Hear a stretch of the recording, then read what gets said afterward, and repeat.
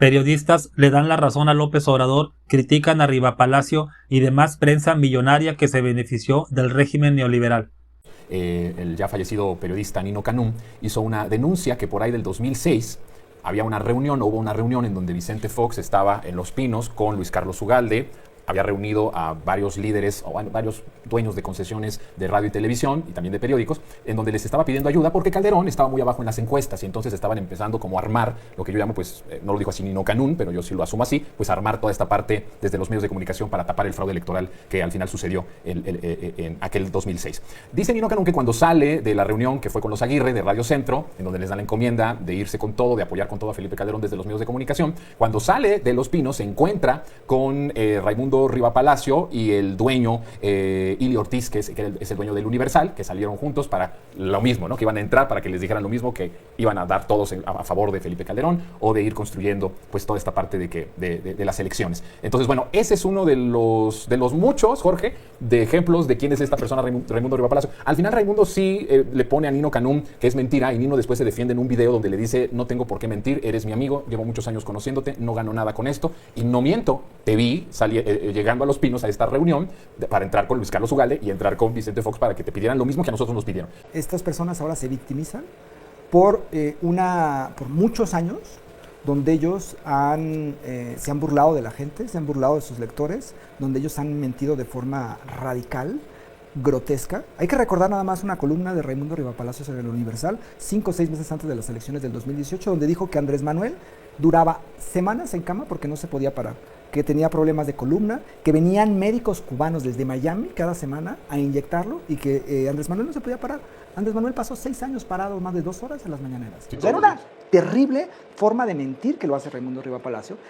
Raimundo Riva Palacio, espero que no me vaya a demandar, es un mentiroso. Entonces, su nivel de cinismo me parece terrible y además evidencia también su autoritarismo. Como decir, tú no me puedes decir nada, tú no puedes hacer, o sea, a Liz y al propio Andrés Manuel, no, tú no puedes absolutamente decirme nada, tú no puedes criticarme. ¿Por qué no se le puede criticar a los medios de comunicación, a los periodistas, a los comentadores, a los comentócratas? ¿Por qué no podemos decir nada de López Dóriga, de Ciro Gómez Leiva, del propio Raimundo Riva Palacio, de Carlos Marín, que ya, pues Carlos Marín ya ni siquiera se suena, ¿no? Pero de Carlos Marín y de muchos otros, ¿no? O sea, siempre han sido personas que tienen muchos recursos, por eso son los periodistas platino, son periodistas privilegiados. Son periodistas que no son aquellos que andan a ras de tierra arriesgando en realidad el pellejo allá en provincia.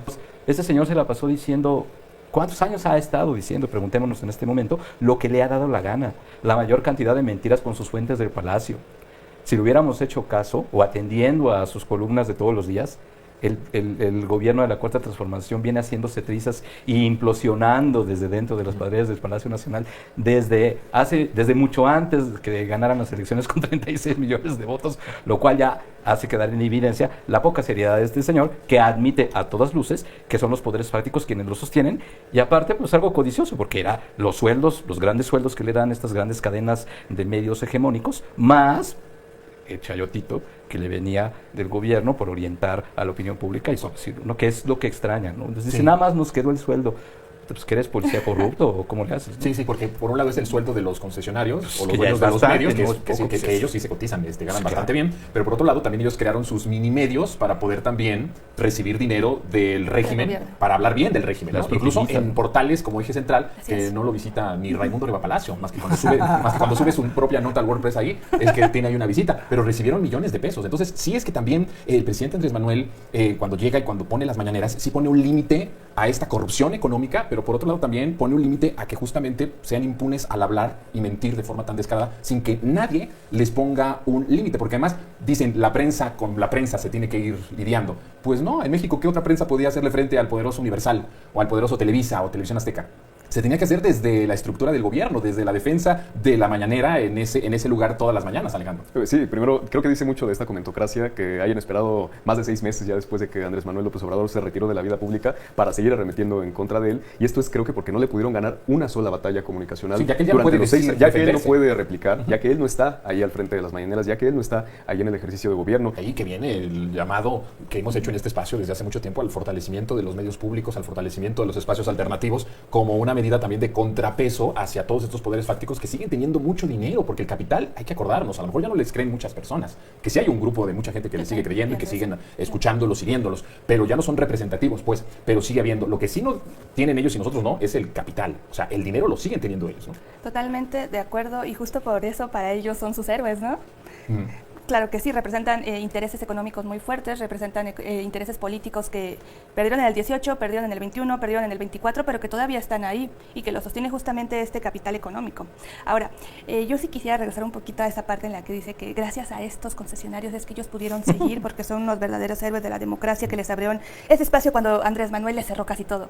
¿De verdad estas personas son sus héroes? Estos grandes magnates de Televisa o IN+, que están reproduciendo en sus espacios, en televisión abierta, nacional, los spots del gobierno de Estados Unidos, híjole, qué héroes tan más lamentables tienen estos grandes opinólogos de la oposición. Pero un punto que creo que sí es importantísimo tratar acá respecto a este tema es cómo, en este caso de Raimundo Rivapalacio y la denuncia que pone, porque además ya fue sentenciado el presidente Andrés Manuel, no es que esté en proceso, ya fue sentenciado por un magistrado. Este magistrado es un personaje que se encargó en su tiempo de presentar un amparo de resolución que buscaba justamente concederle a Grupo Electra, propiedad de Ricardo Salinas Pliego, que evitara pagar los impuestos que debía, ¿no? Entonces es un personaje del Poder Judicial muy identificado con el antiguo régimen, y aquí es donde podemos ver cómo esta convivencia, este enlace, este matrimonio entre los medios de comunicación corruptos y el Poder Judicial corrupto, Karen. Así es, y justamente creo que eso los desenmascara sin hacer mayor trabajo, o sea, ni un trabajo periodístico mínimo, porque creo que eso es lo que los muestra de cuerpo completo como son y cuáles eran las relaciones tan nocivas que existían entre el poder económico, el político y el poder judicial, y que poco a poco se ha ido cambiando eso. Ya se avanzó en el tema del poder político, en el tema del poder económico hay resistencias, pero está avanzando, y del poder judicial, híjole, ya se viene lo bueno para que estos jueces no vuelvan a tener este tipo de sentencias que en efecto tienen una orientación política clara. Ulises. Una de las revanchas del Poder Judicial, obviamente, y vamos a continuar, como lo dijo Anabel, va a haber sorpresas seguramente también de Raimundo, con este laboratorio de mentiras, fabricación de fake news, para intentar hacer lo que puedan y convencer a la gente de que retire su confianza a este gobierno. Sí. Fueron 171 veces que, según esta denuncia, Andrés Manuel utilizó recursos públicos para atacar a estos pobres periodistas del pueblo, Alejandro. Una pregunta. ¿Cuántas personas demandó Andrés Manuel ante un juez por calumnias? Ninguna. O sea, es decir, desde, no solo como presidente, sino desde siempre, ¿no? Es decir, Andrés Manuel representó un ejemplo de libertad de expresión. Y este tipo de personas, como Raimundo Rivapalacio, está representando un ejemplo de autoritarismo. Como lo decía, son intolerantes a otros puntos de vista, como lo dijo en el video el expresidente López Obrador. No les gusta que se les critique, no les gusta que les digan que son los mentirosos, no les gusta que les digan que inventan noticias, ¿no? Sí. Entonces, pues yo creo que queda muy claro quiénes son los autoritarios y quiénes defienden la libertad de expresión. Bueno, un magistrado corrupto pudo haber ya sentenciado a Andrés Manuel López Obrador por esta denuncia que pone Raimundo Rivapalacio, pero creo que al pueblo nos corresponde también, pues, sentenciar a nuestros medios de comunicación, a nuestros líderes, a nuestros políticos, a nuestros presidentes y expresidentes. Ese es un trabajo exclusivo del pueblo. La decisión de esa condena está en sus manos. Muchas gracias. La verdad, si no es por estos medios, no me entero que ese magistrado al que buscó Rivapalacio para que le diera la razón y culpara a López Obrador de usar recursos públicos para atacarlo, es el mismo magistrado que benefició a Grupo Electra de Salinas Pliego. Es una pequeña mafia que se ayudan entre ellos mismos. Es como dijo López Obrador, llegamos a romper el molde. Era una porquería de país lo que estábamos viviendo, que los pobres no tenían acceso a la justicia, solo los privilegiados. ¿Cuándo habías visto a los ricos en prisión o a un juez en prisión? Ahora van a tener que pagar las consecuencias los jueces. Yo pienso que de la reforma del Poder Judicial, si tú me preguntas cuál es la primera es la democracia, que vamos a elegir a nuestros jueces. La segunda es que ahora vamos a saber quiénes son nuestros juzgadores pero número 3, igual de importante es si la hacen, que la paguen.